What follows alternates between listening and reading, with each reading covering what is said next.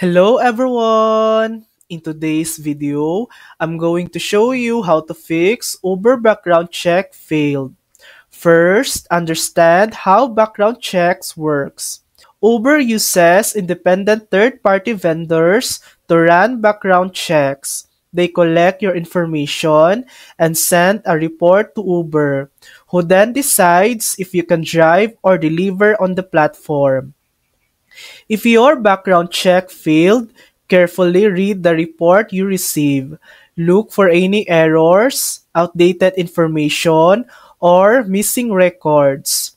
Next, you have the right to dispute incorrect results.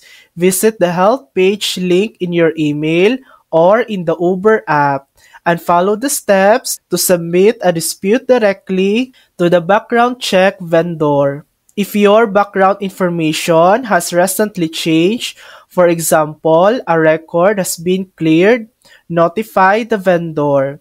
They can review the updated information and send a new report to Uber. Once the vendor updates your report, Uber will reevaluate your eligibility and let you know if you are approved. And that's it. That's how to fix Uber background check failed. Thanks for watching. If this video helped you, please like and subscribe for more helpful tutorials.